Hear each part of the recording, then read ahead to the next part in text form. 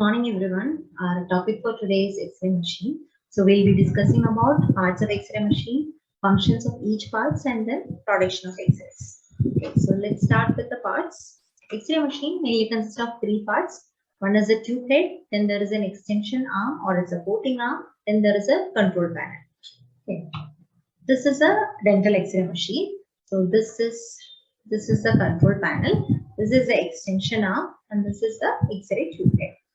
So coming to control panel consists of an indicator light, an on-off button, an exposure button, settings for MA and kVp, that is milliampere and kilovoltage peak, and also exposure time setting. Okay, so it consists of an exposure button, an on-off button, an indicator light, settings for kVp, MA, and exposure time. So in some machines, the kVp and MA might be static. It will be already predetermined, and the static and it can't be changed. So only exposure settings, exposure time we can change. So kVp and MA will remain same. So it consists of on-off switch, exposure button, time, milliampere and kilovoltage settings, and then an indicator light. Then next is extension arm. Extension arm is the part which suspends the X-ray tube head. So it suspends the X-ray tube head. It also houses all the electric wires which comes from control panel to X-ray tube head, and it helps the movement and positioning of the X-ray tube head. So it helps us move the tube head according to the tooth which has to be imaged. Next is third part is X-ray tube head. So this is a part of extension arm which suspends the X-ray tube head. This is a position indicating device which helps in positioning the tube according to the tooth which has to be imaged. So this is the schematic diagram of the same, that is X-ray tube head. So this will be the extension arm, and this is the position indicating device or the AME cylinder. So within these X-ray tubes, there is an insulating oil within which an X-ray tube is there, within which an X-ray, the X-rays are produced. Okay, so within the X-ray tube head, there is an insulating oil and which suspends an X-ray tube within which the X-rays are produced. And also it consists of a step down and a step up transformer and a power supply. Okay, so then these X-rays are produced within this X-ray tube and it exits through a window, and it then passes out, passing through aluminum filter and a collimator, and then it exits the X-ray machine. So now we'll discuss about each parts in detail. So first we'll see what all things are present within the X-ray tube and how X-rays are produced within the tube. So, and we'll come to aluminum filter and collimator later. So yeah, this is the X-ray tube. So X-ray tube consists of a cathode and an anode. So a cathode which is negatively charged and an anode which is positively charged. So cathode consists of two parts. One is tungsten filament and second is an focusing cup. That is a molybdenum focusing cup is present.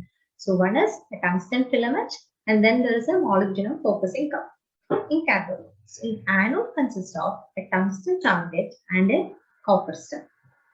So within X-ray tube there is a cathode and anode. Cathode consists of tungsten filament and a molybdenum cup. Anode consists of tungsten target and copper stem. Okay. So when we give a power supply, this power supply will heat the tungsten filament. So the normal power supply which we give will be huge for this tungsten filament and it will get heated up and burned. So to prevent this, we use a step down transformer to reduce the current so that this tungsten filament doesn't get burned. So once the power supply is on, we use a step down transformer to decrease the current, and this current is passed to tungsten filament. So once the tungsten filament gets heated up, electrons are produced. Okay, electrons are produced and an electron cloud is formed surrounding this tungsten filament. Okay, So these electrons now has to go and hit this tungsten target. For that, a potential difference has to be created. These electrons, anyhow, it will be repelled from here because the cathode is negatively charged and electrons also negatively charged. So it will be repelled. But again, a potential difference is required for these electrons to go hit the tungsten target. So the voltage is present in our normal power supply may not be enough for this. So for this, we use a step-up transformer to increase the voltage so that these electrons go hit the tungsten target.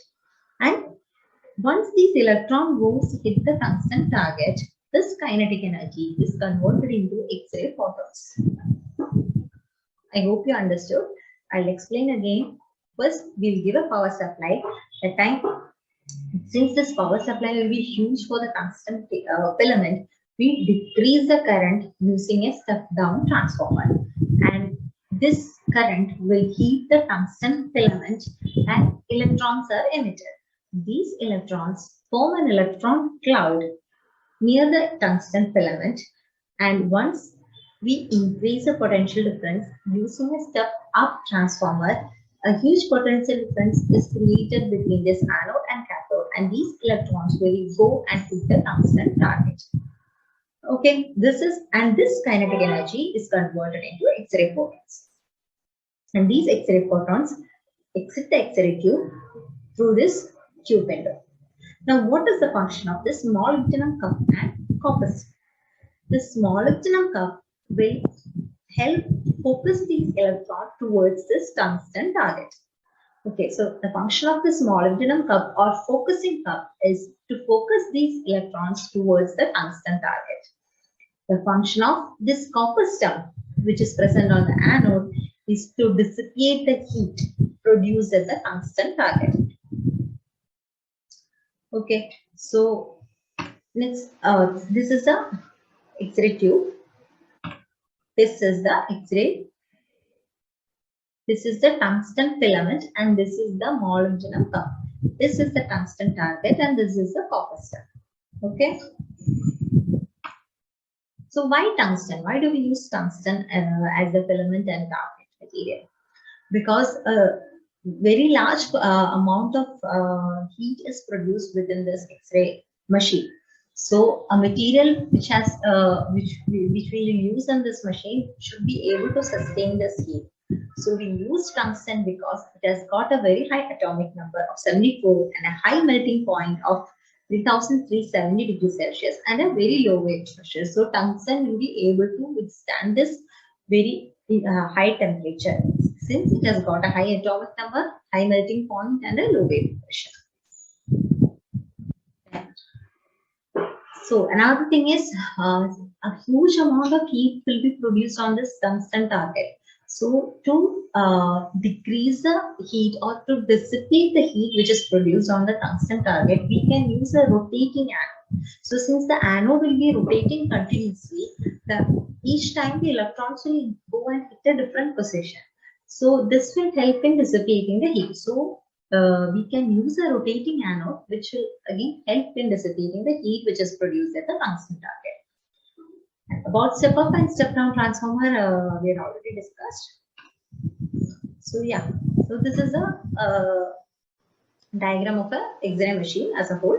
That is, there is an X-ray tube head as a whole. So this is X-ray tube is present. A step-up transformer, step-down transformer is present, and now there is an aluminum disc and a lead collimator which is present on the part of this X-rays.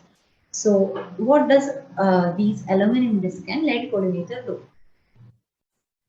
So during the production of X-ray, a lot of high energy and small energy X-rays are produced within the X-ray tube. So these low energy and soft X-rays are not required for are not very useful for production of image. So for a good image to be formed, a high energy X-rays are required. So these soft low energy X-rays will only create exposure to the patient and it won't contribute much to the production of a good image. So in order to lessen the patient exposure and increase the passage of high energy X-rays, we filter the low energy X-rays. To filter these, we are using an aluminum disc which will help filter soft low energy X-rays and help only high energy X-rays to penetrate. So that is the function of aluminum disc.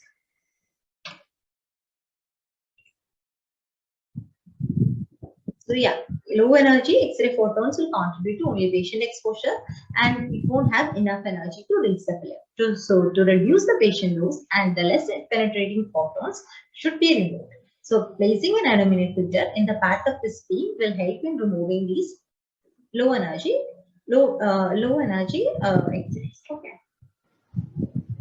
So these X-ray beam is filtered at 3 levels. One is inherent filtration, one is added filtration, and then there is patient filtration.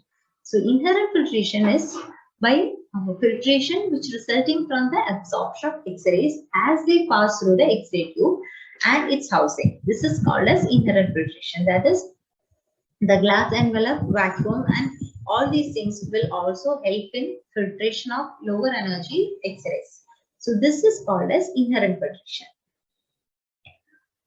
So it is measured in aluminum equivalents, which represent the thickness of aluminum that produce same degree of attenuation as thickness of the material in question. So next is the total filtration. So added filtration plus inherent filtration is the total filtration. What is added filtration? Added filtration is what we use, what we do by using the aluminum disc. So inherent filtration plus added filtration will be the total filtration. That is 1.5 mm of aluminium is used for 50 to 70 kVp and 2.5 mm of aluminium for above 70 kVp. So yeah. So now we had discussed about aluminum filter. Now next thing is collimator. So what is the collimator? Collimator is we use collimator to reduce the size of the X-ray beam. So when the X-rays will pass through the X-ray tube and it will reach the aluminum filter, low energy is filtered, high energy X-ray beams are penetrated, and these X-rays has to be shaped so that it will be focused towards the area which has to be imaged, and unnecessary patient exposure can be reduced by using a collimator to size and shape the X-ray beam.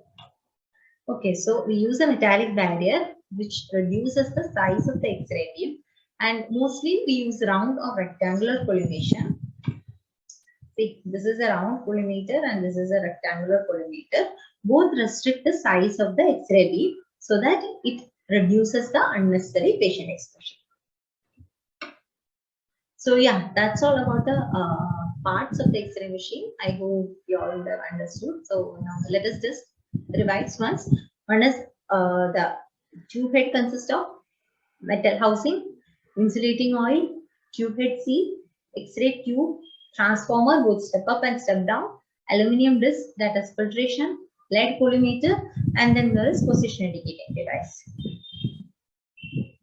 Okay, so X-ray machine consists of control panel, X-ray tube head, and extension arm. And within tube head, these are the parts, that is metal housing, insulating oil, tube head seal, X-ray tube, transformer, aluminum disc, lead collimator, and position indicating device.